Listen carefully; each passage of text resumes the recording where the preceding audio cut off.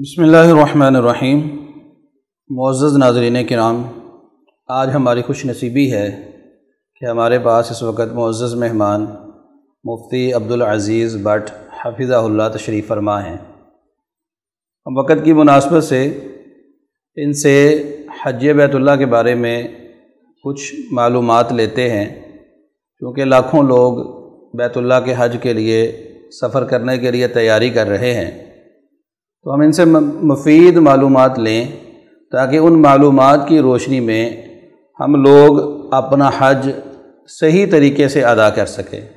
تو السلام علیکم مفتی صاحب۔ وعلیکم السلام ورحمۃ اللہ۔ مفتی صاحب، سب سے پہلے ہمیں یہ بتلائیے کہ یہ بیت اللہ کا حج جو اللہ تبارک و تعالیٰ نے ہم پہ فرض کیا ہے، اس کی فرضیت کے بارے میں اور بالخصوص اس کی اہمیت کے بارے میں کچھ ذرا رہنمائی فرمائیں۔ سب سے پہلی چیز ہے اس کی فرضیت۔ جی، تو حج تو اللہ رب العالمین نے فرض کیا ہے۔ قرآن پاک کی آیت سے پتہ چلتا ہے کہ وَلِلَّهِ عَلَى النَّاسِ حِجُّ الْبَيْتِ مَنِ اسْتَطَاعَ إِلَيْهِ سَبِيلًا، کہ اللہ تعالیٰ کی طرف سے ان لوگوں پر حج واجب ہے جو صاحب حیثیت ہیں، راستے کی استطاعت رکھتے ہیں۔ جی ٹھیک ہے۔ اور ساتھ ہی اللہ نے ساتھ فرما دیا وَمَنْ كَفَرَ فَإِنَّ اللَّهَ غَنِيٌّ عَنِ الْعَالَمِينَ، جو کفر کرے گا تو اللہ تعالیٰ دونوں جہانوں سے، جہان والوں سے جو ہے وہ بے پرواہ سے کسی کی ضرورت نہیں ہے۔ بالکل صحیح ہے۔ تو یہ حج کی فرضیت کے بارے میں روایت ہے، اور اسی طرح میں ساتھ تھوڑا سا اضافہ کروں گا آپ کے سوال کے ساتھ ہی کہ حج کے ساتھ عمرہ بھی فرض ہے۔ جی بالکل۔ جس طرح انسان کے پاس مالی استطاعت ہو، جسمانی استطاعت ہو، راستے پر امن ہو، بے خطر ہو، اور اس کے پاس آنے جانے کا، آمد و رفت کا زاد راہ ہو، اور گھر والوں کے لیے بھی پیچھے چھوڑ کے جانا شرط ہے، جب جائے تو پیچھے گھر والوں کو بھی کھانے پینے کی ضروریات مہیا کرنا ہو، تو یہ حج فرض ہوتا ہے۔ اسی طرح جب عمرے کے اندر بھی یہ شرائط پوری کی ہو جائے تو عمرہ بھی فرض ہے۔ قرآن کی روشنی میں حج کا آتا ہے، حدیث کی روشنی میں آپ علیہ السلام فرماتے ہیں الحج والعمرۃ فریضتان، حج اور عمرے دونوں کیا ہوں اللہ تعالیٰ کی طرف سے فرض شدہ ہے۔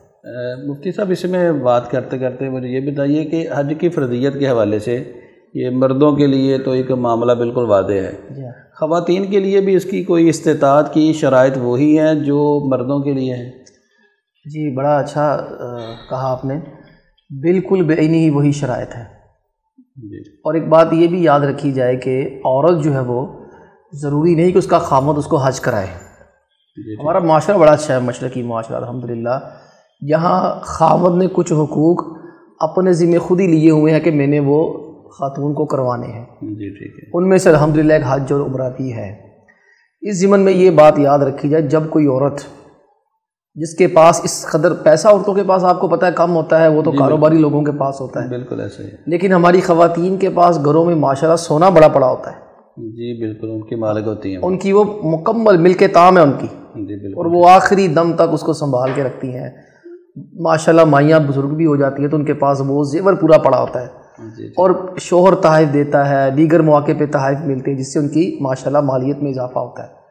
تو یہ ہماری وہ مائیں بہنیں، بیٹیاں، خواتین حضرات جن کے پاس اتنی مقدار میں سونا ہو جائے کہ ان کے پاس حج کی آمد و رفت کے پیسے ہو جائیں، اور ان کے پاس جو ہے وہ زاد راہ ہو، طبی طور پر درست ہو، حج عمرہ ان کے اوپر بھی فرض ہو جاتا ہے، شوہر چاہے کروائے یا نہ کرائے۔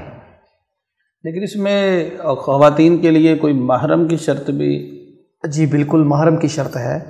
ظاہر بات ہے، جیسا کہ وہ ایک صحابی رضی اللہ تعالیٰ عنہ تھے، تو وہ جہاد کے لیے نام لکھوا چکے تھے، تو آپ نے ساتھ اسلام جب یہ ارشاد فرمایا کہ حج وغیرہ کرنا چاہیے اور عورت بغیر محرم کے نہ جائے، صحابی نے اٹھ کر کہا کہ جی میری عورت حج پہ جا رہی ہے، اور میں نے فلاں جہادی مار کے میں اپنا نام لکھوایا، میں تو وہاں جہاد کے لیے جا رہا ہوں۔ آپ نے فرمایا آپ جہاد بھی چھوڑ دیں، اس کے ساتھ جا کے حج کرائیں۔ اگر تو خاوند ہے، خاوند کے ساتھ چلی جائے، وگرنہ دیگر محرم رشتے دار ہے، بھائی ہے، بیٹا ہے، ماموں ہے، چچا ہے، تایا ہے، اس کے ساتھ ساتھ بھتیجا ہے، بھانجا ہے، جو دیگر محرم ہے ان میں سے کسی کو اپنے ساتھ تیار کر کر وہ جی اس میں یعنی کہ اس حوالے سے یہ بات تو کلیئر ہو گئی کہ بیت اللہ کا حج مرد اور عورت دونوں پہ فرض ہے جس کے پاس استطاعت موجود ہے۔ خواتین کے لیے ایک اضافی شرط ہے کہ اس کے ساتھ محرم ہونا چاہیے، جس کے بغیر وہ حج نہیں کر سکتی۔ محرم ہوگا تو یہ اس کے اوپر پھر فرضیت ہوگی۔ تو اس کے ساتھ اس کی فضیلت کے بارے میں ذرا ہمارے ناظرین کو کچھ بتا دیں۔ فضیلت ماشاءاللہ اللہ کے نبی علیہ الصلوۃ والسلام کے پاس عمر بن عاص رضی اللہ تعالیٰ عنہ اور چونکہ وہ بڑے جہان دیدہ شخصیت تھے، بڑے سمجھدار تھے، اور ان کو داہیۃ العرب کہا جاتا تھا۔ عرب کے جو سمجھدار لوگ تھے، سمجھدار سے بھی اعلیٰ قسم کے لوگ تھے، ان میں ان کا شمار ہوتا تھا کہ خالد بن ولید رضی اللہ تعالیٰ عنہ اور ان کے بعد یہ عمر بن عاص تاریخ کی واحد شخصیت ہے جن کو کبھی کسی جنگ میں شکست نہیں ہوئی، چاہے وہ مشرکین کی جانب سے لڑے ہیں اور چاہے وہ مسلمانوں کی جانب سے۔ تو یہ نبی کریم صلی اللہ علیہ وسلم کے پاس جب اسلام قبول کرنے کے لیے صلح حدیبیہ کے بعد، تو اللہ کے نبی صلی اللہ علیہ وسلم کا ایک طریقہ کار تھا، آپ اسلام جو ہے وہ بیعت کیا کرتے، ہاتھ پکڑ کے وعدے لیا کرتے تھے کچھ۔ تو اللہ کے نبی علیہ الصلوۃ والسلام کے بعد جب یہ آئے نا، تو انہوں نے آپ علیہ الصلوۃ والسلام کو فرمایا ابسط بیمینک، اپنا دایاں ہاتھ آگے کریں۔ اللہ کے نبی علیہ الصلوۃ والسلام نے دایاں ہاتھ آگے کیا تو انہوں نے پیچھے کر لیا۔ صحیح۔ تو آپ علیہ الصلوۃ والسلام نے ان سے پوچھا کہ عمر یہ کیا بات ہوئی، آپ خود بیعت کے لیے ہاتھ آگے مجھ سے طلب کر رہے ہیں، خود ہی پیچھے کر رہے ہیں۔ بس بہت سمجھدار آدمی تھے اور ان کو تھا کہ میں نے زیادتیاں کی ہوئی ہیں مسلمانوں کے ساتھ۔ جی بالکل۔ کہنے لگے جی میں کیوں مسلمان ہو جاؤں، اس چیز کی کیا گارنٹی ہے کہ میرے پچھلے گناہ معاف ہو جائیں گے؟ جی بالکل۔ پہلے آپ مجھے اس بات کی گارنٹی دیں کہ میرے پچھلے گناہ معاف ہو جائیں گے۔ آپ نے فرمایا اللہ کے بندے تمہیں نہیں پتہ کہ ایمان لانے سے سارے گناہ معاف ہو جاتے ہیں، اور فرمایا ہجرت کرنے سے سارے گناہ معاف ہو جاتے ہیں۔ ساتھ ہی آپ نے فرمایا الحج تہدم ما کان قبل، حج کرنے سے بھی سارے گناہ معاف ہو جاتے ہیں۔ اچھا، اس حدیث کی روشنی میں جو محدثین شارحین نے لکھا ہے وہ لکھتے ہیں کہ حج ایک ایسا عمل ہے بندے کے جتنے مرضی گناہ ہوں توبہ کرنے کی ضرورت بھی نہیں ہے، اللہ، بلکہ بقیہ اعمال ہے نا، آپ نیک عمل کرتے ہیں، آپ نے بخشش طلب کرنی ہے اللہ سے۔ جی ٹھیک ہے۔ اس حدیث کی روشنی میں اور دیگر جو حج کے بارے میں روایت ہے، جو اللہ کے لیے حج کرتا ہے فلم یرفث ولم یفسق، کوئی بیہودہ گفتگو نہیں کرتا، کوئی لڑائی جھگڑا صرف اٹھول نہیں کرتا، وہ ایسے ہوتے جیسے آج ہی ماں کے پیٹ سے پیدا ہوا ہے۔ تو ان احادیث کی روشنی میں شارحین نے لکھا کہ حج ایک ایسا عمل ہے کہ جس کے لیے آپ کو، جس کے دوران آپ کو اللہ تعالیٰ سے اپنے گناہوں کی معافی مانگنے کی بھی ضرورت نہیں ہے، اللہ ویسے ہی سارے گناہوں کو معاف کرتا ہے۔ ویسے ہی سارے گناہ معاف ماشاءاللہ، یہ تو بڑی عمدہ فضیلت ہے کہ ایک انسان مال خرچ کرتا ہے، لاکھوں روپے لگاتا ہے، ایک تو دل سے بخل ختم ہوتا ہے، بالکل، اس کے ساتھ انسان کے وہ گناہ جو زندگی بھر کیے ہوتے ہیں وہ سارے کے سارے معاف ہو جاتے ہیں۔ اچھا مفتی صاحب، ہمیں یہ بتائیے کہ یہ بیت اللہ کے حج کے لیے سفر کا آغاز کہاں سے ہوتا ہے؟ یہ گھر سے غسل کریں گے یہاں سے آغاز ہوگا، یا یہ ایئرپورٹ پہ چلے جائیں، وہاں پہ جہاز پہ بیٹھ جائیں، پھر حج کے سفر کا آغاز ہوگا، احرام باندھیں گے پھر ہوگا، یا تلبیہ پکاریں گے تب ہمارا حج کا سفر شروع ہوگا؟ حج کے سفر کا آغاز تو گھر سے ہی تقریباً کہہ لیں ہو گیا ہے۔ جی ٹھیک ہے، حج کے سفر کا آغاز ٹھیک ہے۔ دوسرا حج کے عمل کا آغاز، اس میں ہم نے تھوڑا سا فرق کرنا ہے۔ بالکل ٹھیک ہے۔ جیسے کہ اللہ کے حبیب علیہ الصلوۃ والسلام جب حج کرنا تھا نا، تو آپ نے ایک عام منادی کروا دی تھی کہ میں نے حج کرنا ہے، تم آ جاؤ۔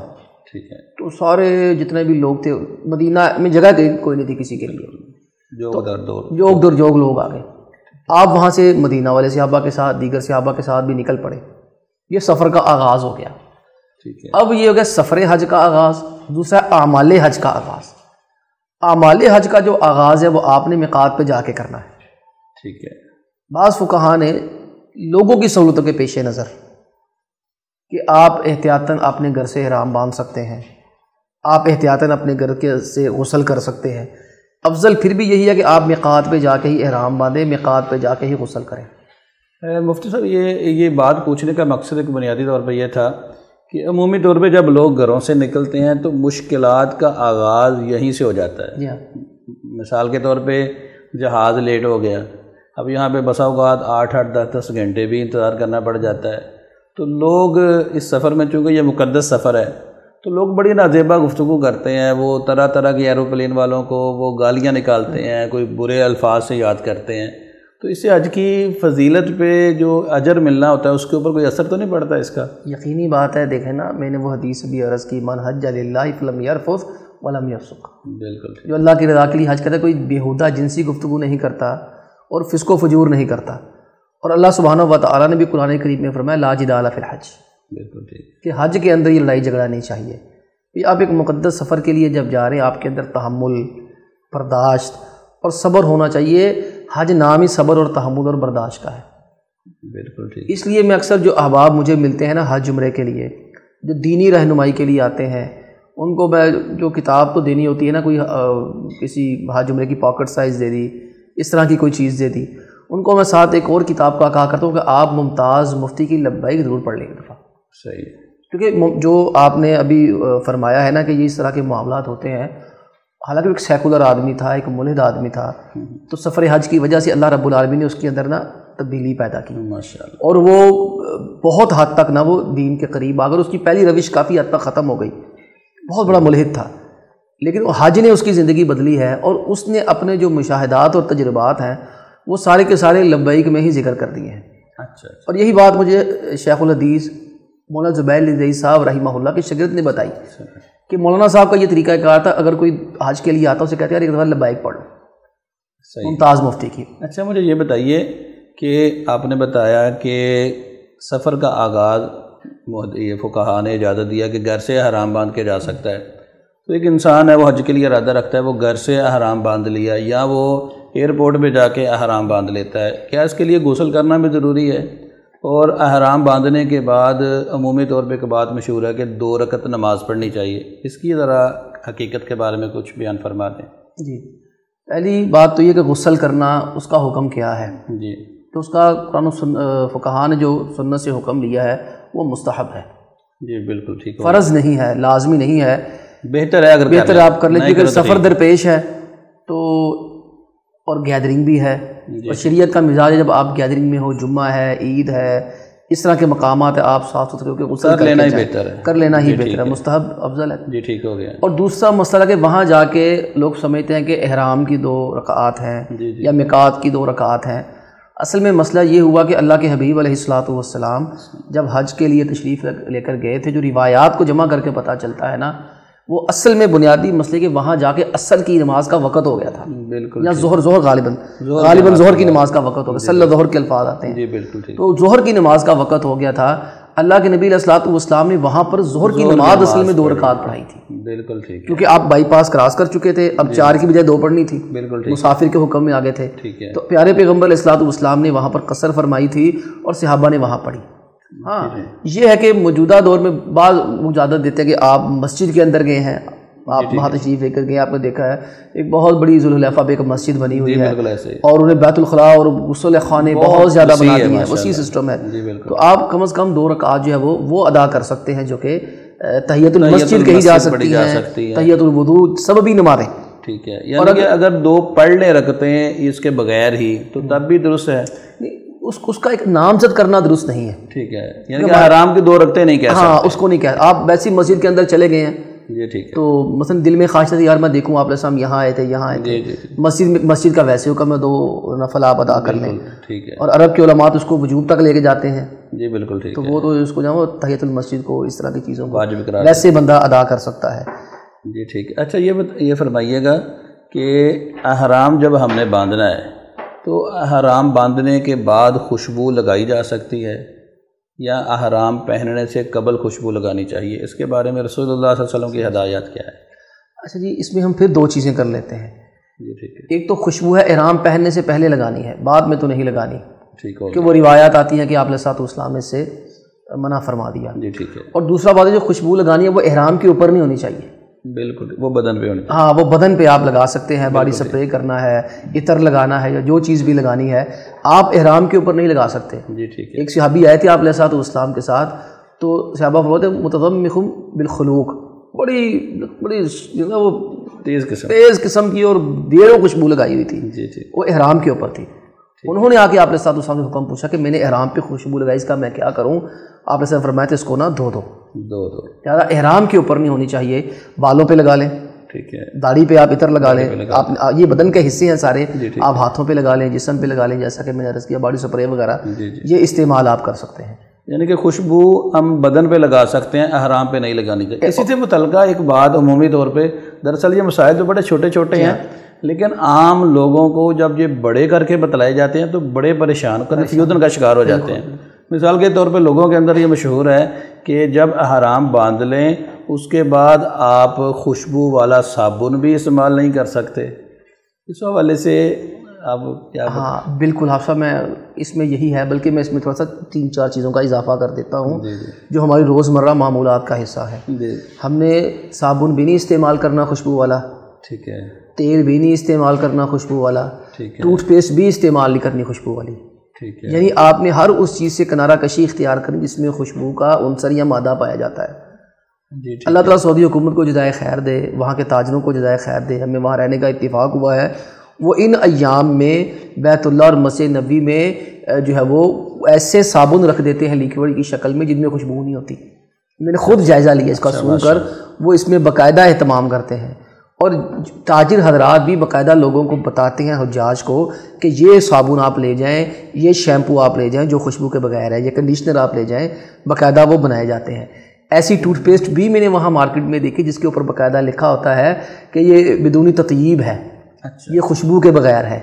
اس طرح تیل وغیرہ، آئل وغیرہ جو ہوتے ہیں نا، ان کے بارے میں بھی یہ صلاحات ہوتی ہیں۔ مفتی صاحب یہ فرمائیے کہ آپ نے اس سے پہلے فرمایا تھا کہ بدن کے اوپر خوشبو لگ جائے تو کوئی حرج نہیں ہے، تو یہ صابن کا استعمال عمومی طور پہ یہ بدن پہ ہوتا ہے جب انسان کو غسل کرنا پڑ جائے، یا ٹوتھ پیسٹ آپ نے فرمایا وہ بھی اس کا تعلق بھی بدن کے ساتھ ہے، تیل لگانا ہے تو وہ بھی بدن کو لگے گا، تو یہاں پہ یہ احرام کو تو لگے گا نہیں، تو پھر اس کا استعمال کے حوالے سے دیکھیں نا، ہم نے عرض کیا نا کہ یہ ساری چیزیں جو خوشبو اگر بدن پہ لگانی ہے، احرام سے پہلے لگانی ہے۔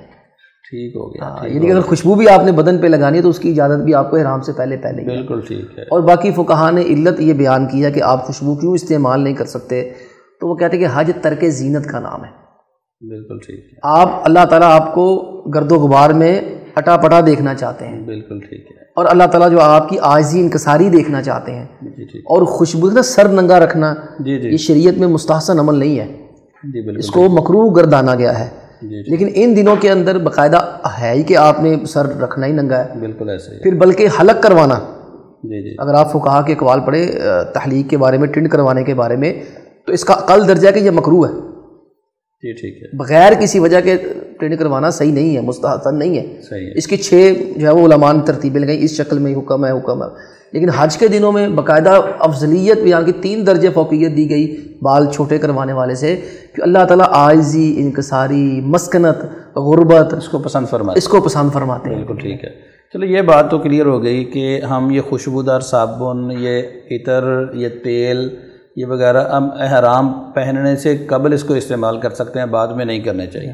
اچھا، اب یہ اسی سے متعلقہ ایک بات ہے کہ احرام عمومی طور پہ لوگ گھر سے بھی باندھ لیتے ہیں، ایئرپورٹ پہ بھی باندھ لیتے ہیں، تو اسی وقت سے ہی احرام کی پابندیاں شروع ہو جاتی ہیں، یا جب میقات پہ پہنچیں گے اس وقت شروع ہوں گی، یا جب تلبیہ پکاریں گے اس وقت احرام کی پابندیاں شروع ہوں گی؟ جیسے سر کو ڈھانپنا منع ہے، تو اسی طرح دیگر جو بالوں کو کھینچنا منع ہے، ویسے احرام کو لگ جائیں تو کوئی بات نہیں ہے، لیکن بالوں کو کھینچنا یا ناخنوں کو کاٹنا، جو بھی احرام کی پابندیاں ہیں، اس کا آغاز کب سے ہوتا ہے؟ ان تمام چیزوں کا آغاز نہ تلبیہ پکارنے سے شروع ہوتا ہے۔ ٹھیک ہے۔ اچھا، اللہ کے نبی علیہ الصلوۃ والسلام نے احرام وہیں جا کے باندھا تھا، صحابہ نے وہیں باندھا تھا۔ جی ٹھیک ہے۔ یہ ایک موجودہ دور کی ایک سہولت ہے، بعض تابعین کے فتاوی جات موجود ہیں کہ انہوں نے لوگوں کو ایسی اجازت دی ہے، شاید اس کے پیش نظر یہ چیز ہو کہ رش بہت زیادہ ہوتا ہوگا، سہولیات کی کمیابی ہوگی، اور اب جو موجودہ دور ہے آپ جو ہے وہ دیکھتے ہیں اتنی بسوں کی بسیں ہوتی ہیں ماشاءاللہ مدینہ اب تو دیگر میقات استعمال بھی نہیں زیادہ ہو رہے۔ جی ٹھیک ہے۔ پاکستان والا تو آتا ہی وہ سمندر کے اوپر ہے، سمندر کے اوپر ہے، وہ بھی اگر مدینے چلے جائے تو ان کو مدینے کی سہولت مل جاتی ہے، مدینے کی سہولت ملتی ہے، ورنہ اگر سیدھا جدہ جائیں تو ان کو جہاز کے اندر ہی احرام پہننا پڑتا ہے۔ ان کو اعلان کر دیا تھا کہ بھائی آپ نیت کر لیں، تلبیہ پکار لیں، یعنی کہ اب احرام کی پابندیوں کا آغاز ہوتا ہے جب انسان تلبیہ پکار، لبیک اللہم لبیک پکار لے، یا اللہم لبیک عمرتن، جیسے حج تمتع کے لیے جائیں تو اللہم لبیک عمرتن پہلے جا کے عمرہ کرنا ہوتا ہے۔ تو جب بھی انسان تلبیہ پڑھ لے گا تو تلبیہ پڑھنے کے بعد اس کے اوپر احرام کی پابندیاں شروع ہو جائیں گی۔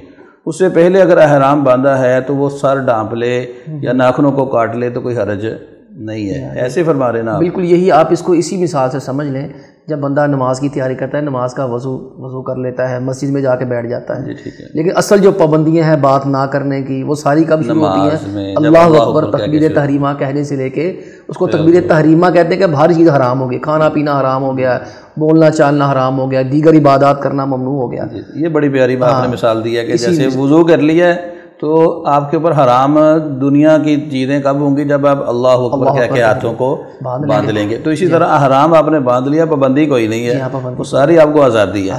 لیکن جب آپ تلبیہ پکار لیں گے تو اس کا مطلب آپ اس عبادت میں داخل ہو گئے، عبادت میں داخل. تو اب اس کے بعد آپ جو ہے وہ حرام کی ساری پابندیاں آپ اس کا سامنا کریں گے. اچھا یہ فرمائیے گا کہ جب پاکستان کے حجاج یہاں سے جدہ پہنچ جاتے ہیں تو جدہ پہنچنے کے بعد وہاں پہ آپ جانتے ہیں کہ بہت ساری مشکلات ہوتی ہیں، ایئرپورٹ سے کلیئر ہوتے اور واپس اپنے جگہ پہ پہنچتے، اپنے ہوٹل پہ پہنچتے کافی گھنٹے لگ جاتے ہیں. یعنی کہ اگر سفر دیکھیں تو تقریباً 20-22 گھنٹوں کا سفر ہو جاتا ہے. تو کیا ضروری ہے کہ ہم جدہ سے مکہ پہنچ کر ہم اپنے ہوٹل کے اندر اپنا بیگ وغیرہ رکھیں اور رکھنے کے بعد فوری طور پہ پہلے بیت اللہ میں جائیں اور جا کے عمرہ کریں، طواف کریں، سعی کریں، یا اس سے پہلے ہم کچھ دیر کے لیے آرام بھی کر سکتے ہیں؟ ہم وہاں پہ اگر سفر کی تھکاوٹ ہے اتارنے کے لیے ہم غسل بھی کر سکتے ہیں. اس کے بارے میں فرمائیے گا. جو عبادات جتنی بھی ہیں نا، ان کے اندر جو اللہ تعالیٰ کو مطلوب چیزیں ان میں سے ایک بنیادی چیز خشوع، خضوع اور اطمینان ہے. جی بالکل ٹھیک ہے. آپ نماز بھی دیکھ لینا، آپ کو کہا گیا ہے کہ آپ جو ہے وہ اس حالت میں نماز نہ پڑھیں کہ آپ کو قضاء حاجت ہو، کھانے بھوک لگی ہوئی ہو، کیونکہ آپ کا پھر نماز میں دل نہیں لگنا.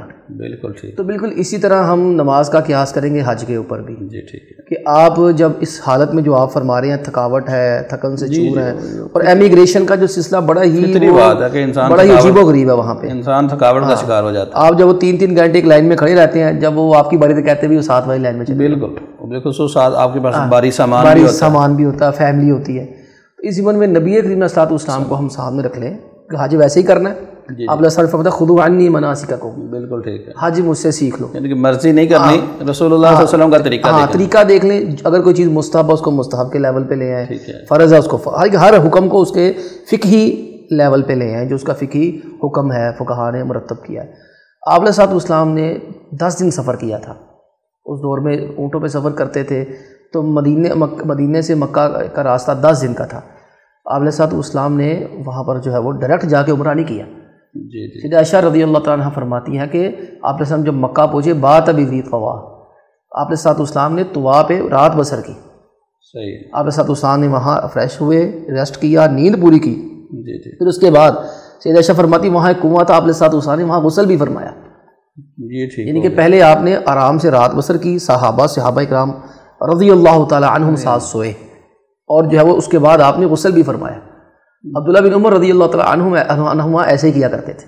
یعنی کہ یہ بات تو کلیئر ہوئی کہ جب ہم یہاں سے پاکستان سے جائیں تو مدینہ میں پہنچیں یا جدہ یا مکہ میں پہنچیں تو پہلے اگر ضرورت ہو بدن کو آرام کی تو آرام لیا جا سکتا ہے، اگر ضرورت ہو غسل کی تو غسل کیا جا سکتا ہے. جب انسان اپنے آپ کو سکون محسوس کر لے تو پھر وہ اچھا اس سے پہلے کہ جب وہ عمرے کا آغاز کرے اس سے پہلے وہ اپنا بالفرض آرام کر رہا ہے اور بیت اللہ میں اذان ہو گئی ہے تو نماز پڑھنے چلا جائے، نماز پڑھ کے پھر واپس ہوٹل آ سکتا ہے.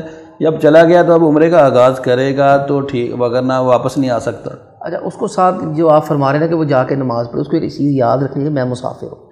جی ٹھیک ہے. تو مسافر کے لیے کچھ رخصتیں بھی ہیں. جی ٹھیک ہے. دل یہی کرتا ہے کہ میں جلدی جلدی پہنچ جاؤں. جی بالکل. دل یہی کرتا ہے میں فوراً پہنچ جاؤں، میں ابھی پہنچ جاؤں، میں اڑ کے چلا جاؤں. لیکن جب تھکاوٹ کے اندر پھر وہ مزہ نہیں آتا، عبادت میں نا لطف نہیں آتا. میں عرض کر رہا تھا وہ ایک صحابی تھے اشج بن قیس رضی اللہ تعالیٰ عنہ. یہ وفد عبد القیس آیا تھا عام الوفود میں. تو تمام صحابی جیسے ہی وہ آئے اسلام قبول کرنے کے لیے وہ سارے کا سارا قبیلہ چلا گیا، یہ نہ گئے. تو یہ دوسرے دن آئے نا تو اللہ کے نبی علیہ الصلوۃ والسلام سے گفتگو کی انہوں نے. آپ علیہ الصلوۃ والسلام کو ان کا انداز گفتگو، تحمل، برداشت بڑی پیاری لگی. نبی علیہ الصلوۃ والسلام نے پوچھا بھائی آپ کل کیوں نہیں آئے؟ کہ خیر تھی کہ میں یہاں موجود ہوں، پورا قبیلہ مسلمان ہو رہا ہے، آپ ایک دن تاخیر سے میرے پاس آ رہے ہیں، ساتھ آئے تھے آپ. تو کہنے لگے جی اصل میں مسافر تھا، تھکا ہوا تھا، میں پہلے اپنے ایک میزبان کے پاس گیا، وہاں میں نے رات بسر کی ہے، تو اس لیے اب میں آپ کے پاس آیا ہوں. آپ نے فرمایا کہ ان فیک لخصلۃ یحبہم اللہ الحلم والانات، کہ تمہارے اندر 2 خوبیاں ایسی ہیں اللہ کو بڑی پسند ہے. ایک تمہارے اندر بردباری اور سنجیدگی بڑی ہے، دوسرا تحمل اور برداشت بڑی ہے. پھر آپ صاحب اسلام نے اسی بندے کو اس قبیلے کا سردار مقرر کیا بعد میں. وہ پہلے انہوں نے بتایا کہ میں اپنے قبیلے کا جج ہوں، پنچایتی میں ہوں، سرداری میرے پاس ہی ہے، آپ نے اسی کو مقرر کیا. تو اس حدیث کی روشنی میں ہم کہہ سکتے ہیں کہ بہتر یہی ہے کہ آپ پہلے آرام کریں، آرام سکون کے ساتھ اطمینان کریں اور پوری دل لگی کے ساتھ اللہ تعالیٰ کی عبادت کریں. جی مفتی صاحب، اب مجھے یہ فرمائیے گا کہ اب ہم مکہ میں تو اللہ کی توفیق سے پہنچ گئے، تو عمومی طور پہ کچھ لوگوں کو دیکھا ہے کہ وہ احرام باندھنے کے ساتھ ہی اپنے دائیں کندھے کو ننگا کر لیتے ہیں، اور کچھ لوگ جو ہے وہ بیت اللہ کے سامنے پہنچ کے جب طواف شروع کرنے لگتے ہیں تو اس وقت ننگا کرتے ہیں. تو اس حوالے سے ذرا فرمائیے گا کہ کندھے کو ہم نے ننگا کب کرنا ہے جب ہمارا عمرہ شروع ہو؟ جی ہاں، یہ کنگا ننگا کرنے کو نا دایاں کندھا اس کو استواق کہتے ہیں. جی ٹھیک ہے. تو اصل تو یہی ہے کہ جب بیت اللہ پہ نظر پڑے نا اس وقت کرنا ہے. جی ٹھیک ہے. ہمارے ہاں لوگ پہلے ہی کر لیتے ہیں. جی یہاں پہ جہاز میں بیٹھتے ان کو یہ سمجھ نہیں آتی کہ درمیان میں نمازیں بھی پڑھنی ہیں، اور لوگوں کو دیکھا ہے وہ دایاں کندھا ننگا کر کے نماز پڑھتے اور نماز نہیں ہوتی. بالکل واضح روایت ہے اس بارے میں. اگر کندھے ننگے ہو یا دونوں میں سے کوئی نماز کوئی نہیں ہوتی. جی بالکل. تو اس لیے جو ہے وہ لوگوں کو علم حاصل کرنا چاہیے اس چیز کا، یا ہم ان کو ایک سمجھانے کے لیے یا گزارش کر رہے ہیں ان کے سامنے کہ ان کے لیے ضروری نہیں ہے کہ کندھے کو ویسے ہی جو ہے وہ فرمان جو آپ نے بیان فرمایا کہ خذوا عنی مناسککم، بالکل، کہ حج کا طریقہ سیکھ کر پھر لوگوں کو بیت اللہ حج کے لیے جانا چاہیے. تو لاکھوں لوگ آگے جاتے ہیں تو طریقہ بھی وہ ہونا چاہیے جو رسول اللہ صلی اللہ علیہ وسلم کا ہے. تو یہاں پہ عمومی طور پہ مسجد میں داخل ہونے کی دعا جو ہے یہاں پہ ایک بڑی کنفیوژن ہوتی ہے. لوگ پڑھتے ہیں جب وہ مسجد کے دروازوں سے اندر داخل ہوتے ہیں، تو کیا مسجد میں داخل ہونے کی دعا اس وقت پڑھنی چاہیے یا جہاں سے وہ مسجد کا آغاز وہ سفید رنگ کے پتھر سے ہوتا ہے وہاں سے پڑھنی چاہیے؟ جہاں سے آپ مسجد میں داخل ہو کے پیر رکھ دیا آپ نے، آپ اس جس چیز کو آپ مسجد کا حصہ کہہ رہے ہیں. جی جی جی ٹھیک ہے. بیت اللہ شریف بھی توسیع ہوتی گئی وہ باہر تک حسین تک ساری مسجد ہے. جی ان کو سفید پتھر جو لگے ہوئے وہ انہوں نے مسجد کی علامت بنائی ہوئی ہے، علامت بنائی ہے کہ یہاں وہاں پہ پلر لگائے ہوئے ہیں کہ وہاں سے گزرتے وقت یہ مسجد کا آغاز. بالکل وہیں سے آپ وہاں سے مسجد میں داخلے کی دعا پڑھنی چاہیے. ٹھیک ہے. اب ہم بیت اللہ میں پہنچ گئے، اب نماز ہم نے پڑھ لی، ابھی نماز کا وقت یا ابھی نماز کا وقت نہیں ہوا، ہم عمرے کا آغاز کرنا چاہتے ہیں، دایاں کندھا ہم نے ننگا کر لیا. تو کچھ لوگ اپنا حجر اسود کو چومنے کے لیے کچھ کہتے ہیں جی ہمیں چومنا لازمی ہے، پہلے جا کے وہ دھکے مارتے ہیں، پھر جا کے حجر اسود کو چومتے ہیں، پھر عمرے کا آغاز کرتے ہیں، طواف کا آغاز کرتے ہیں. تو حجر اسود کو چومنا یا اشارہ کرنا یا چھڑی لگانا، اس بارے میں رسول اللہ صلی اللہ علیہ وسلم کی ہدایات؟ اللہ کے پیغمبر علیہ الصلوۃ والسلام سے نا اس بارے میں کئی ایک طریقے منقول ہیں. آپ علیہ الصلوۃ والسلام نے اس کی طرف اشارہ بھی صرف کیا ہے، لاٹھی کا اشارہ بھی کیا ہے، ٹھیک ہے، لاٹھی بھی ٹچ کی ہے، ٹھیک ہے، ہاتھ لگا کر ہاتھ بھی چوما ہے، ٹھیک ہے، صرف ہاتھ بھی پھیرا ہے، اور آپ علیہ الصلوۃ والسلام نے خود بھی چوما ہے.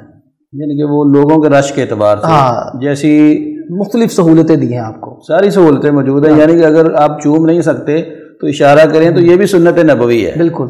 یعنی کہ لوگوں کو دھکے مارنا، لوگوں کو تکالیف پہنچانا، اس سے تو ویسے ہی آپ نے پہلے فرمایا کہ حج کے اندر ایسا معاملہ ہونا ہی نہیں چاہیے، یہ جھگڑے والا معاملہ، جھگڑا نہیں ہونا چاہیے. تو چلیں عمرے کا آغاز ہم کریں گے ہاتھ کے اشارے کے. تو دونوں ہاتھوں کو ہم بیت اللہ حجر اسود کی طرف کر کے بسم اللہ اللہ اکبر پڑھ کے یا صرف اللہ اکبر پڑھ کے شروع کریں گے یا صرف ایک ہاتھ کا اشارہ کریں گے؟ اشارہ صرف ایک ہاتھ کا ثابت ہے، اشارہ بیاد ہی، دونوں ہاتھوں سے نہیں ہے. ہاں ایک ہاتھ سے اشارہ ہے. میں یہاں گزارش کروں گا اس ضمن کے اندر جو سب سے بہترین روایت ہے نا حج نبوی کے بارے میں، یہ جابر بن عبداللہ رضی اللہ تعالیٰ عنہ والی روایت ہے جو غالباً امام زین العابدین رحمہ اللہ علیہ سے بیان کی ہے، اور تقریباً اس کے اندر حج کی بنیادی معلومات ساری کی ساری موجود ہیں. آپ اس کو پڑھیں، دیگر روایات کو پڑھیں، آپ کو پتہ چلے گا اللہ کے حبیب علیہ الصلوۃ والسلام نے صرف ہاتھ ہی کیا، ٹھیک ہے، اور ہاتھ کر کے آپ گزر گئے، رکے بھی نہیں ہیں. کچھ لوگوں کو دیکھا ہے وہاں پہ کھڑے ہو جاتے ہیں، کچھ بسم اللہ اللہ اکبر بسم اللہ اللہ اکبر 3 مرتبہ کرتے ہیں، پھر اپنے ہاتھوں کو چومتے ہیں، وہاں پہ لائن بنا کے کھڑے ہو جاتے ہیں، لوگوں کا ازدحام ہوتا ہے. اور بلکہ یہاں تک دیکھیں بعض ممالک کے حضرات ہیں وہ جیسے آپ نے فرمایا کہ لازمی سمجھتے ہیں، وہ اس طرح گروپ کی شکل میں دھکے مار کے لوگوں کو پیچھے کرتے ہیں. ٹھیک ہے. اللہ کے نبی علیہ الصلوۃ والسلام نے عمر فاروق رضی اللہ تعالیٰ عنہ کو کہا تھا، عمر تم ماشاءاللہ بڑے قوی ہو، مضبوط ہو، وہاں دکم پیل نہ کرنا، اشارہ کر کے گزر جانا. بالکل ٹھیک. تو بات وہی ہے کہ علم نہیں ہے تو وہ بندہ جو ہے وہ دیگر علم کے اندر پھر ناعلمی کی وجہ سے گھس جاتا ہے، اور وہاں پر ہم نے اپنی آنکھوں سے دیکھا بعض اموات بھی ہو جاتے ہیں. جی ٹھیک ہے. ایمبولینسیں آتی ہیں، وہ ڈاکٹر آ رہے ہیں، اسٹریچر لے کے آ رہے ہیں. مفتی صاحب ہم نے دیکھا ہے کہ وہاں پہ لوگ صرف یہ پاکستان کے یا دیگر ممالک کے بہت سارے لوگ لا علمی میں چلے جاتے ہیں، لاکھوں روپے لگا لیے، لا علمی میں چلے گئے، وہاں پہ دیکھا لوگ جو کچھ کر رہے ہیں وہی کرنا شروع کر دیتے ہیں، اس کے بارے میں معلومات نہیں لیتے، اس لیے ہم آپ سے کچھ یہ باتیں پوچھ رہے ہیں۔ تو چلیں یہ اب بسم اللہ اللہ اکبر یہ کلمہ پڑھیں گے، یا اللہ اکبر کہہ کے پھر ہم اپنا طواف شروع کر لیں گے؟ بسم اللہ اللہ اکبر دونوں مروی ہے نا، بسم اللہ اللہ اکبر کہہ کے نا انسان۔ اچھا، تو اب اس میں پہلے 3 چکر ہم دایاں کندھا ننگے رکھیں گے، یا پورے طواف میں ہم اپنا کندھا جو ہے وہ ننگا رکھیں گے؟ نہیں، پورے طواف میں ہی ننگا رکھنا ہے جی ٹھیک ہے۔ پورے طواف میں جو 7 چکر ہم نے لگانے ہیں نا، جی جی کندھا اسی میں ننگا رکھیں گے۔ ٹھیک ہے۔ ہاں، پہلے 3 چکروں میں یہ گزارش ہے، ایک رمل جسے ہم جاگنگ کہہ لیتے ہیں، پہلوانی چال، بندہ تھوڑا سا نا سینہ باہر نکال کے، مرد حضرات، خواتین نہیں، مرد حضرات جو ہے وہ ذرا پہلوانی چال چلیں گے، لیکن پھر بھی یہ ساتھ یاد رکھیں کہ ماحول دیکھنا ہے، لوگوں کو دیکھنا ہے، ایسا نہ ہو کہ پہلوانی چال چلنے کی وجہ سے لوگوں کو کوئی دقت ہو، تکلیف ہو۔ جہاں اگر آپ کو سہولت ہے وہاں تھوڑا سا آپ کر لیں، اور یہ جو کرنا ہے نا سارا، یہ طواف قدوم میں ہی کرنا ہے۔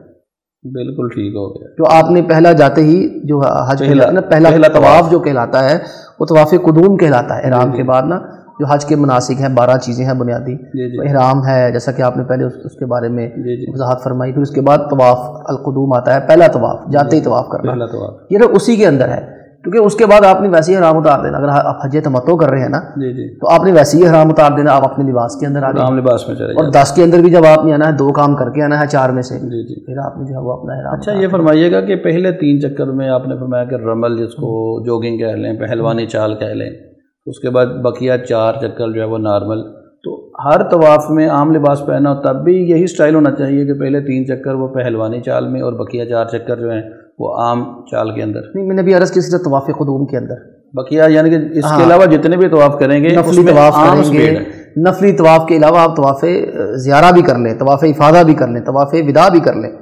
3 طواف ہوتے ہیں نا حج میں، ایک تو جو ہے طواف جو ہے وہ قدوم ہو گیا، اس کے بعد طواف جو ہے وہ افاضہ ہو گیا، تیسرا طواف وداع ہو گیا۔ صرف پہلے ایک طواف قدوم کے اندر آپ کا یہ کرنا ہے، ٹھیک ہے، وداع میں اور اس میں اس کے بعد بلکہ عمرہ کرنے بھی جائیں تو جو پہلا طواف کرنا ہے نا عمرے کے لیے، اس میں آپ نے چلنا ہے، باقی آپ اپنے لباس پہن کے جیسے مرضی کریں اس میں آپ۔ اچھا یہ فرمائیے گا کہ یہاں پہ عمومی طور پہ وہاں پہ کچھ کتابیں ملتی ہیں، بلکہ یہاں سے کچھ لوگ لے کے جاتے ہیں، یہ پہلے چکر کی دعا، دوسرے چکر کی دعا، تیسرے چکر کی دعا، 7 چکروں کی دعائیں لکھی ہوتی ہیں، کیا وہ رسول اللہ صلی اللہ علیہ وسلم سے ثابت ہیں؟ اللہ کے نبی علیہ الصلوۃ والسلام سے نا جو دعا ثابت ہے وہ رکن یمانی سے لے کے حجر اسود تک دعا ثابت ہے، ربنا آتنا فی الدنیا حسنہ وفی الآخرۃ حسنۃ وقنا عذاب النار۔ اس کے علاوہ جو بقیہ حصہ ہے اللہ کے حبیب علیہ الصلوۃ والسلام سے کوئی دعا ثابت نہیں ہے۔ صحابہ اکرام رضی اللہ تعالی عنہم سے مختلف طریقے ثابت ہیں، کوئی صحابی مختلف دعائیں کرتے تھے، کوئی صحابی اللہ کا ذکر کرنا شروع کر دیتے تھے، بعض صحابہ کے بارے میں آتا وہ فرماتے ہیں ہم قرآن پاک ہی پڑھتے رہتے تھے۔ تو یہ آپ کی اپنی ثوابدید کے اوپر ہے کہ آپ جو مرضی کریں، متعین نہیں کیا جا سکتا، کسی چیز کی نسبت نبی کریم علیہ الصلوۃ والسلام کی جانب نہ کریں، جو لکھے ہوئے ہیں وہ یہ درست نہیں آپ فرما رہے، اپنی مرضی سے جو چاہے مانگ لیں، اپنی مرضی سے مانگ لیں، اور دوسرا اپنی چاہت کو سامنے رکھیں مجھے کس چیز کی طرف ضرورت کیا ہے، کیونکہ وہ جگہ ایسی ہے جو میں نے وہاں پر محسوس کیا رہ کر کہ جو میں نے ذاتی تجربات دیکھے ہیں بیت اللہ کے حوالے سے، خصوصاً کہ میں نے یہ دیکھا کہ جو بھی دعا کرتے تھے، خصوصاً میں نے دیکھا کہ ذاتی طور پر بیت اللہ سے باہر نکلتے سے پہلے وہ دعا قبول ہوتی تھی، ماشاءاللہ، یعنی کہ ابھی طواف ہی کر رہے ہوتے تھے تو جیسے ہی وہاں سے جو ہے وہ ابھی بیٹھے ہوتے تھے فوراً یہ کام ہو گیا۔ چلیں یہ ضمن آپ کی بات سے مجھے یاد آ گیا، کچھ لوگ کہتے ہیں کہ بیت اللہ کو پہلی نظر دیکھیں تو جو دعا مانگے قبول ہو جاتی ہے، تو اس کے بارے میں وہ شعر بھی بڑا مشہور ہے بیت اللہ پر اس طرح کے حوالے سے، لیکن تجربات ہیں، تجربات، اور یہ تجربات صحیح ہیں، صحیح ہے کہ بیت اللہ پر جو پہلی نظر پڑتی ہے وہ اللہ جانتا ہے، وہ جو بیت اللہ کی حیبت، روب اور دبدبہ،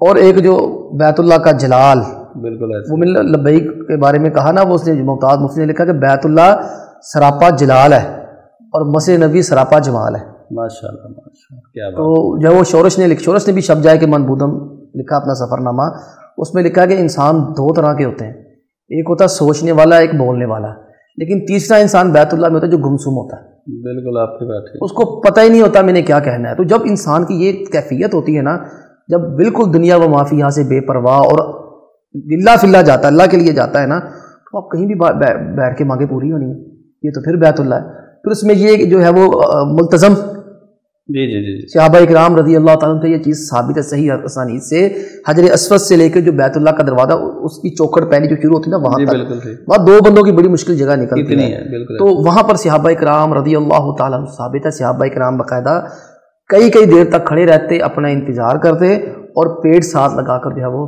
دعا کیا کرتے تھے، واقعتاً وہ بھی محدثین سے ثابت ہے وہ دعا کرتے ہیں۔ جی ٹھیک ہے، تو پہلے 3 چکر جو ہیں یہ تو ہم نے پہلوانی چال میں اگر ازدحام نہ ہو، رش نہ ہو، وگرنہ عام سپیڈ میں وہ چلے جائیں، جہاں پہ موقع ملا کر لیا، وگرنہ پھر وہ نارمل سپیڈ میں۔ اس کے بعد بقیہ 4 چکر، ہر چکر کے اندر یہ رکن یمانی سے حجر اسود تک ربنا آتینا پڑھیں گے، اور صرف ایک بار پڑھیں گے یا بار بار پڑھیں گے؟ ہر چکر میں پڑھیں گے، ہر چکر میں پڑھیں، واجب ہے لیکن بار بار پڑھیں۔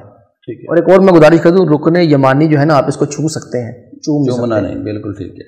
بلکہ بعض صحابہ غالباً عبداللہ بن عمر رضی اللہ عنہ سے یہ مروی بھی ہے، ان لوگوں کو کہا بھی تھا کہ تم ایک چیز بول رہے ہو سنت کی کہ تم رکن یمانی نہیں چھوتے، آپ نے ساتھ اسلام رکن یمانی چھوا کرتے تھے، تو اصل میں لوگوں کی توجہ ہوگی وہ صرف حجر اسود کی طرف، اور یہاں پہ دیکھا ہے کچھ لوگ اس کو ہاتھ لگاتے ہیں، اس کو چومتے بھی ہیں۔ ہاں وہ درست نہیں، اس لیے میں نے عرض کیا صرف ہاتھ لگانا ہے، چومنا نہیں ہے، بالکل ٹھیک ہے۔ چلے یہ تو کلیئر کر دیا آپ نے 3 چکروں میں وہ پہلوانی چال، اس کے بعد بقیہ 4 چکروں کے اندر عام سپیڈ، ہر چکر میں آپ نے ربنا آتینا پڑھنا ہے۔ تو جب ہم آخری چکر پہ پہنچیں گے، 7واں چکر ہم لگا رہے ہیں اور حجر اسود والی لائن آ گئی، اب یہاں پہ ہم نے اپنے طواف کو ختم کرنا ہے، تو کیا یہاں پہ پھر بسم اللہ اللہ اکبر کر کے اشارہ کر کے ختم کریں گے، یا ویسے یہاں پہ وہ 7 چکر ہو گئے اور وہاں سے واپس ہم مقام ابراہیم کی طرف چلے جائیں گے؟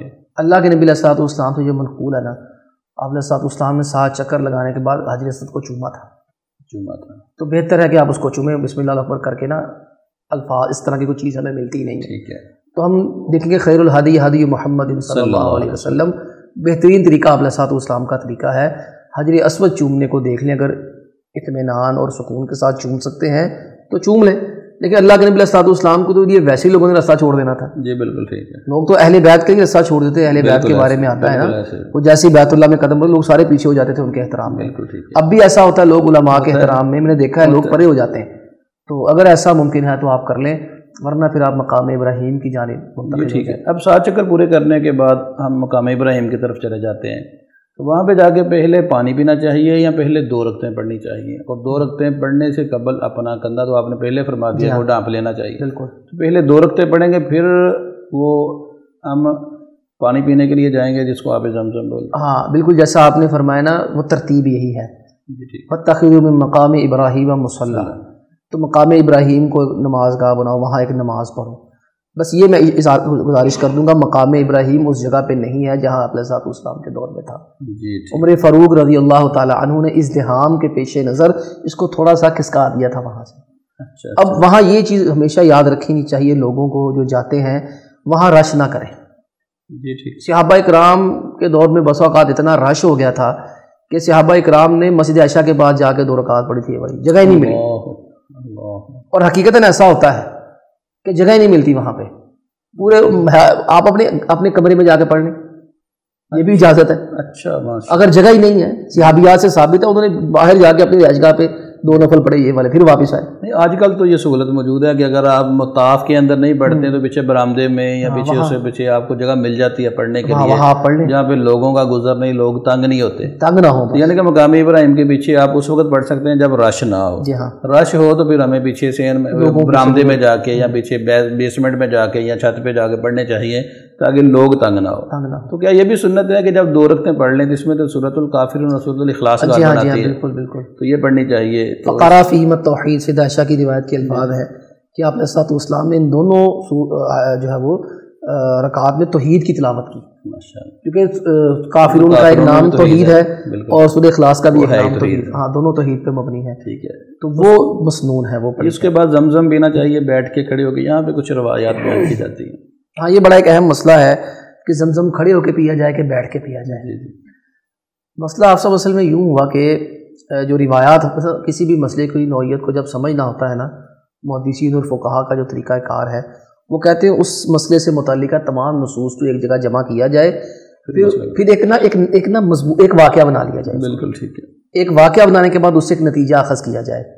جب ہم نصوص جمع کرتے ہیں تو اللہ کے نبی علیہ السلام کی جو روایات ساری تو وہاں پر یہ روایت کے الفاظ بھی ملتے ہیں، وہاں پانی نا سائڈوں پہ پانی بہت نا بہہ رہا تھا، کنواں تھا نا اس دور میں، تو کنویں کی منڈیر کے باہر پانی، تو لوگ بہت زیادہ تھے، سسٹم بھی نہیں تھا، تو اللہ کے نبی علیہ الصلوۃ والسلام نے پھر کھڑے ہو کے پیا ہے۔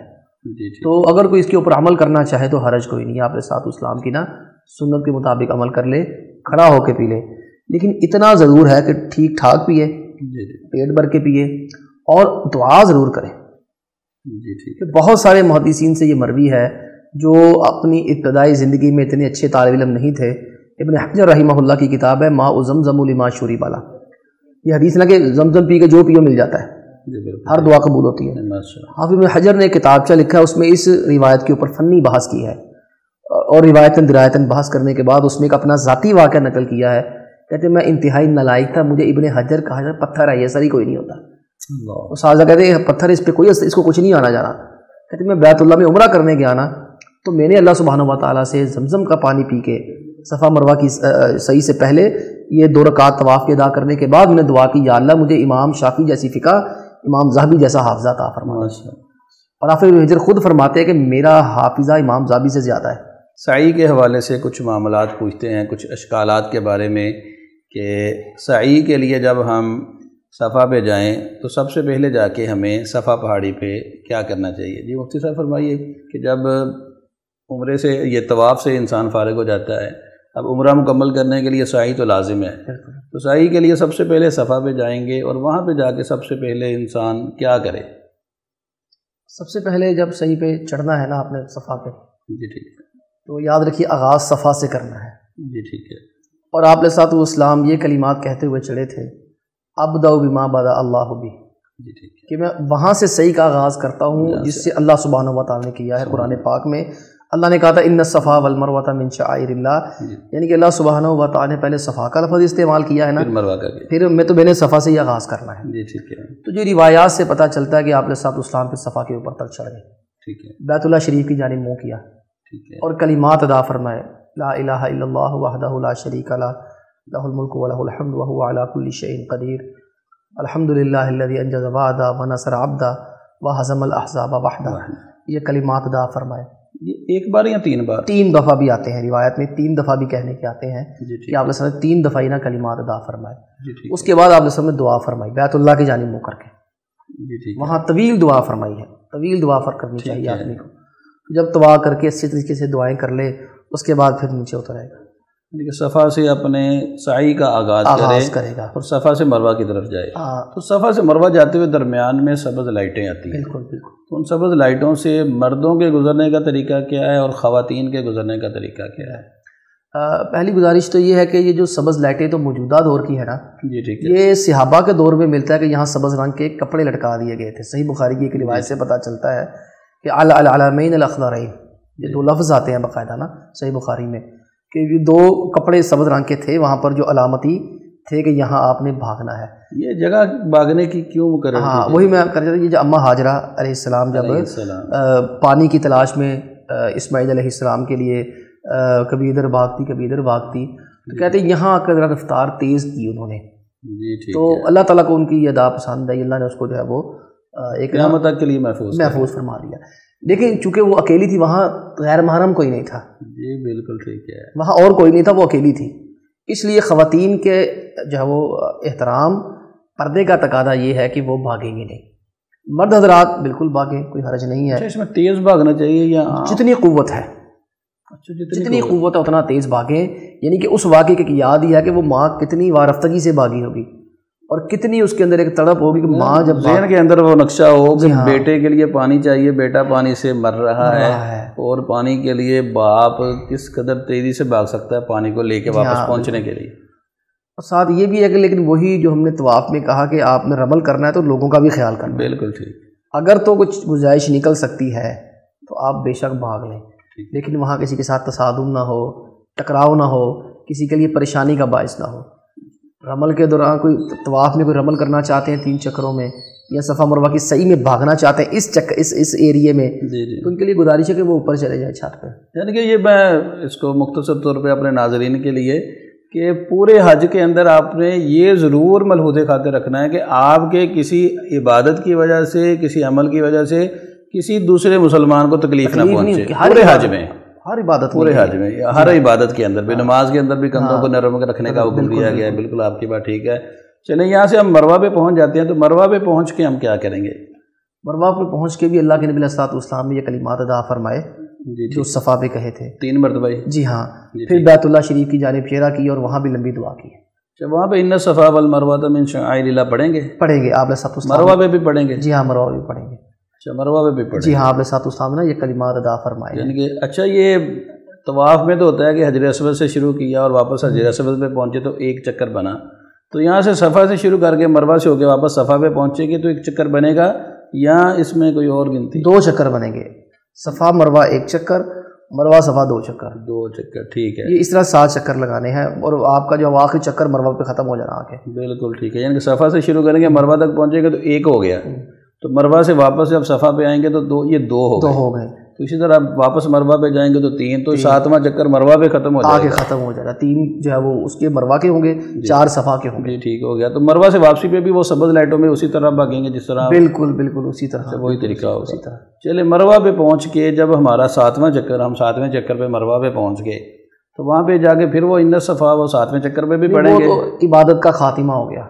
جی ٹھیک ہے. اب اگلی عبادت کے اگلے رکن کی جانب آپ منتقل ہو گئے کہ آپ نے اب جو ہے وہ بال کو کٹوانا ہے یا بال کو منڈوانا ہے. اچھا، یہاں پہ یہ فرمائیے گا 7ویں چکر پہ جب مروہ پہ ختم ہوگا تو آخری چکر پہ بھی دعا ہے؟ نہیں، اب عبادت ختم ہو گئی ہے، اب یہاں پہ دعا نہیں. ہاں دعا نہیں. اب آپ اس سے پہلے، ہاں اس سے پہلے نا، اب آپ اگلے ایک رکن کی جانب منتقل ہو رہے ہیں. جی عبادت کا خاتمہ ہو چکا. جو عبادت یعنی کہ اگر اس میں دیکھیں یہ بیت اللہ میں یہ طواف شروع کرتے وقت بھی یہ بسم اللہ اللہ اکبر، تو یہ چونکہ ابھی پہلا چکر ہم شروع کرنے لگے تو پڑھ لیا، تو آخری چکر پہ نہیں پڑھیں گے تو 7 مرتبہ یہ ہو گیا. تو اسی طرح ان الصفا والمروہ من شعائر اللہ، ابھی صفا پہ پہنچے شروع کیا تو یہ مروہ سے پہلے صفا پہ 7 بار پورا ہو جائے گا. پورا ہو گیا 7. اب وہ مروہ پہ جا کے نہیں پڑھیں گے. تو مروہ پہ دعا بھی نہیں کرنی. بالکل. اب آخری جو 7واں چکر ہے وہاں پہ دعا بھی نہیں کرنی. اب اس کے بعد مرد کیا کرے اور عورت کیا کرے؟ اس کے بعد اگر تو عمرہ ہے، جی ٹھیک ہے، تو مرد کے لیے افضل ہے کہ وہ ٹنڈ کروائے.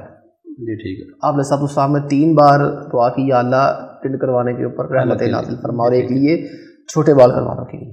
جی ٹھیک. اور خاتون ہے وہ 1 پور بال کٹوائیں گی، 1 پورا بس، اور وہ ان کا محرم ہی کاٹے گا، یا کسی خاتون سے کٹوا لے یا کسی محرم سے کٹوا لے. کینچی ساتھ لے جاتی ہیں خواتین یہاں سے اور اپنے محرم کو کہہ کے وہ کٹوا لیتی ہیں. عمومی طور پہ دیکھا ہے مفتی صاحب کہ وہاں پہ کچھ مرد حضرات بھی اپنے بالوں سے تھوڑا سا حصہ پکڑ کے کینچی کے ساتھ کاٹ لیتے ہیں، یا اپنی کسی عورت کو کہہ دیتے ہیں وہ کاٹ دیتے ہیں. کیا مردوں کے لیے یہ طریقہ ٹھیک ہے یا سر کے سارے بالوں کو کٹوانا چاہیے؟ بالفرض 2-4 دنوں کے بعد بیت اللہ کے حج کا آغاز ہو رہا ہو تو اس وقت بالوں کو کٹوانا بہتر ہے یا اس وقت بھی سر منڈوایا جائے؟ کیونکہ اگر سر کو منڈوائیں گے تو حج سے واپسی کے اوپر وہ سر پہ بال ہی نہیں ہوں گے. بالکل. اس میں کیا افضل ہے؟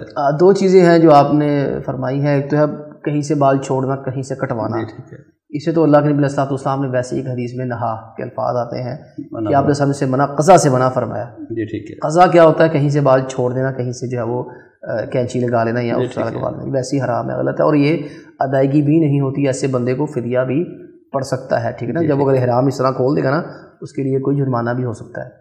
باقی رہا یہ مسئلہ کہ وہ حج والا کیا کرے، تو صحابہ کرام کے بارے میں تھا قصرو، اس وقت بالوں صحابہ نے جب وہ بال چھوٹے کروائے ہیں، جیسے کہ آپ نے فرمایا کہ پھر جو ہے وہ اس نے 10 کو آگے پھر ٹینڈ کروانی ہے. جی. تو پھر اس لیے وہ اس کے لیے افضل چھوٹے کروانا، اس کو چھوٹے کروانے کا ثواب. یعنی کہ اگر 2-3 دن 4 دن ہو یا اتنے دن ہو جس میں آپ سمجھیں کہ اب بال دوبارہ اتنی دیر تک نہیں آئیں گے تو بالوں کو کٹوانا افضل ہے. جی ہاں، مشین لگوا لیں یا 10-12 دن پڑے ہوں تو پھر انسان حلق بھی کروا لے. پھر تو سمجھ آتی ہے. پھر تو یہ بتائیے گا کہ اب یہ یہاں پہ ہم نے اپنی عبادت کو ختم کر دیا جو عمرے کی تھی، تو یہاں پہ طواف کی پابندیاں کب ختم ہوں گی؟ یہ سر کو بالوں کو کٹوانے کے بعد یا اس سے پہلے جب 7 چکر پورے ہو گئے؟ بالوں کو کٹوا کر.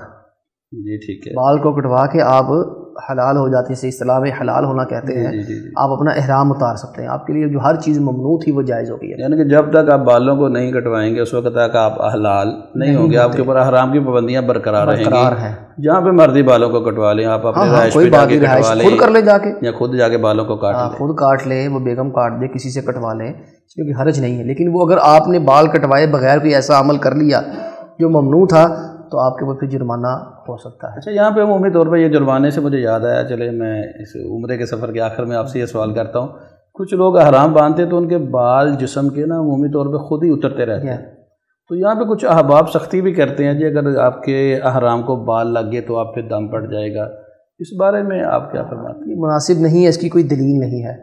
ایک تو واضح دو چیزیں ہیں اس میں، ایک ہے بذات خود ان چیزوں کا اترنا، بعض لوگوں کے بال نازک ہوتے ہیں، ایسے کر کے وضو کرتے ہیں بال آتے ہیں، بیچاروں کا قصور ہی کوئی نہیں۔ جی ٹھیک ہے۔ ربنا لا تؤاخذنا ان نسینا ربنا ولا تحملنا ما لا طاقت لنا به، یہ ان کی طاقت میں نہیں ہے۔ لا یکلف اللہ نفسا الا وسعها، کنگھی وغیرہ نہیں کرنی چاہیے، داڑھی کو بھی نہ کریں، کنگھی کریں کوئی حرج نہیں ہے۔ اچھا، کنگھی بھی کر سکتے ہیں، کریں، آپ بالوں کو دھوئیں، نہائیں دھوئیں، سارا کچھ کریں، لیکن جان بوجھ کے نہیں کرنا۔ دیکھنا آپ فرق سمجھ سکتے ہیں، جان بوجھ کے کسی چیز کو توڑنا، کسی چیز کا خود ہی آنا، یہ تو ہے نا کہ انجانے میں ایسا ہونا، اس کا کوئی فدیہ نہیں ہے۔ اگر جان بوجھ کے بھی کر لیا اس کا بھی فدیہ نہیں ہے۔ اچھا اچھا، اس کی بھی کوئی دلیل نہیں ہے۔ تو وہ بعض فقہاء کرام نے ایسا کیا ہے، لیکن وہ ہم سختی سمجھتے ہیں اسے۔ ہاں، بعض تابعین وغیرہ کے فتاوی جات موجود ہیں، جب ان سے اس بارے میں سوال ہوا کہ بندہ کیا کرے، انہوں نے کہا توبہ استغفار کرے۔ بعض فقہاء کرام اور تابعین سے سوال ہوا تھا کہ جو جان بوجھ کر بال نوچ لیتا ہے، ناخن کاٹ لیتا ہے، تو انہوں نے اس کے حوالے سے کسی فدیے کا ذکر نہیں کیا، انہوں نے کہا وہ بندہ توبہ استغفار کرے، سچے دل سے توبہ استغفار کرے۔ شریعت میں دیکھیں جہاں سختی ہے وہاں کرے، جہاں نرمی ہے وہاں نرمی رکھے۔ اللہ رب العالمین نے کچھ احکام واضح فرما دیے ہیں کہ یہ حلال ہے یہ حرام ہے، کچھ اللہ رب العالمین نے خاموشی اختیار کی ہے۔ تو حدیث میں آتا ہے کہ سکت عن اشیاء رحمۃ لکم غیر نسیان، بالکل ٹھیک، اللہ نے کچھ چیزیں ویسی خاموشی اختیار کی ہے، وہ اس کے پیچھے رحمت ہے۔ فلا تبحثوا عنها، ان میں زیادہ بحث و مباحثہ نہ کرو، ایسے ہی مناقشہ نہ کرو، چھوڑو ان کو، لوگوں کی ضوابط پہ چھوڑ دو، ہاں لوگوں کی رہنمائی کرتے جائیں، وہ اس کا فریضہ سر انجام دیں۔ یہ آج کی یہ مختصر سی ہماری ایک نشست تھی جس میں ہم نے اپنی طرف سے بڑی مفید باتیں جو ہیں ہم نے اپنی ناظرین تک پہنچائی ہیں، اور میں امید رکھتا ہوں اپنے ناظرین سے کہ وہ اس سلسلے میں اس پروگرام کو بڑی ہی تسلی کے ساتھ دیکھیں گے، اور بالخصوص وہ احباب جو بیت اللہ کے حج کا ارادہ رکھتے ہیں، اور اسی طرح ان لوگوں کو بھی دیکھنا چاہیے کہ جو اس بار نہیں جا سکے، لیکن اس نیت سے دیکھیں کہ ہم اس کو سیکھیں گے تو اللہ سے دعا کریں گے کہ اللہ ہم نے طریقہ سیکھ لیا ہے، تو اب ہم کو تو اپنے گھر میں حاضری کی توفیق عطا فرما۔ تو ہم نے اپنی طرف سے جتنا ممکن ہو سکا وہ مسائل جو ایک عام انسان کو پیش آتے ہیں، وہ مسائل ہم نے لوگوں کے سامنے رکھے ہیں، جس میں ہماری بہت ساری رہنمائی ہماری مفتی صاحب نے فرمائی ہے۔ تو آپ سے بھی گزارش ہے کہ اس پروگرام کو ضرور دیکھیں، اور اس میں اگر آپ کے ذہن کے اندر کوئی اشکال ہے تو کمنٹس کے اندر ہمیں ضرور اپنے سوالات ارسال فرمائیں۔ ہم انشاءاللہ آئندہ مجلس کے اندر مفتی صاحب سے یہ حج کے ایام کے حوالے سے، حج کے طریقے کے حوالے سے گفتگو فرمائیں گے، اور اس میں اگر آپ کے سوالات ہوں گے ان سوالات کو بھی پہلے ہم ڈسکس کریں گے تاکہ ہمارے لوگوں کی صحیح رہنمائی ہو، اور رسول اللہ صلی اللہ علیہ وسلم کے فرمان کے مطابق ہم لوگ سنت کے مطابق جو ہے وہ حج ادا کر سکیں۔ اب اجازت دیجیے مجھے بھی، اپنے میزبان حافظ محمد عاطف کو، اور ہمارے مہمان مفتی عبدالعزیز بٹ حفظہ اللہ، انشاءاللہ نیکسٹ میٹنگ میں ہم آپ کے سامنے یہ حج کے حوالے سے انشاءاللہ کچھ گفتگو پیش فرمائیں گے۔